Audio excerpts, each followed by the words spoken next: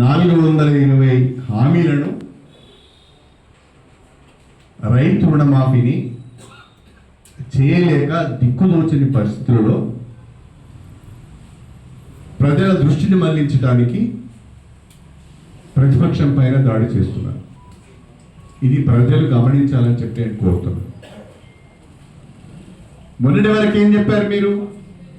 రైతు బంధు ఫిబ్రవరి 28 వరకు అందరి ఖాతాలలో జమ చేస్తామని చెప్పారు. దాన్ని మార్చి 15 అన్నారు. నిన్నేమన్నారు? మళ్ళా మార్చి 31 అంటున్నారు. ఎవరు మాట మారుస్తున్నారు? డిసెంబర్ 9, 2023 2 లక్షల రూపాయల రుణమాఫీ పైన తొలి సంతకం చేస్తామన్నారు. ఏమైంది మరి? ఎవరొద్దన్నారు? 100 రోజులలో హామీలను అమలు చేస్తామన్నారు. ఎవరొద్దన్నారు? అన్ని రకాలుగా అందరినీ మీరు మోసం చేశారు. 2 లక్షల రైతుల రుణమాఫీ పైన స్పష్టత లేదు. రైతు బంధు ఎప్పటి వరకు రైతుల ఖాతాలలో జమ అవుతుందో తెలియని దిక్కుదోచని పరిస్థితి. మహాలక్ష్మి ద్వారా 2,500 రూపాయల ఆర్థిక సహాయము మహిళలకు ఏ నెల నుంచి లభిస్తుందో తెలియదు. డాక్టర్ బిఆర్ అంబేద్కర్ అభయహస్తం పేరిట ఎస్సీ ఎస్టీలకు 12 లక్షల రూపాయల ఆర్థిక సహాయం చేస్తామన్న పథకం ఎక్కడ ఉందో తెలియదు.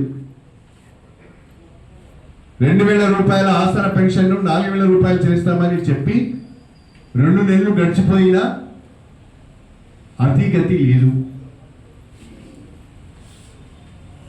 ఏ ఒక్క హామీని కూడా నిలబెట్టుకోకుండా ఎన్నికలకు ముందు ప్రజలను మోసం చేసి ఎన్నికల తర్వాత కూడా ప్రజలను మోసం చేసి ప్రజల దృష్టిని మళ్లించడానికి ప్రతిపక్షాలపైన దాడులు చేస్తూ రాజకీయం చేయాలని చూస్తున్నారు. ఇది ప్రజలు మేధావులు గమనించాలని చెప్పి నేను కోరుతున్నాను. కాళేశ్వరం పైన మీరు చేస్తున్న విష ప్రయోగాన్ని, కాళేశ్వరం ప్రాజెక్టు పైన మీరు చేస్తున్న విష ప్రచారాన్ని తిప్పికొట్టడానికే 1 మార్చి నాడు భారత రాష్ట్ర సమితి మేడిగడ్డకు వెళ్తున్నది.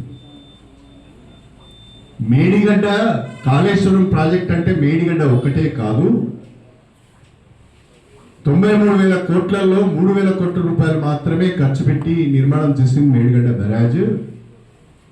ఈ మేడిగడ్డ బ్యారేజ్ను సత్వరమే రిపేర్ చేసి ఉపయోగంలోకి తెచ్చే అవకాశం ఉన్నది.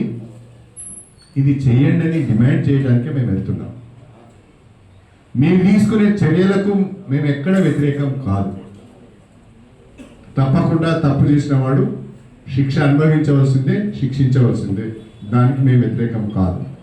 కానీ దాన్ని అడ్డం పెట్టుకొని చిల్లర రాజకీయాలు, నీచ రాజకీయాలు, లోక్సభ ఎన్నికలలో లబ్ధి పొందే ప్రయత్నాలు మానుకోవాలని చెప్పి కాంగ్రెస్ పార్టీకి హితవు చెప్తున్నాను.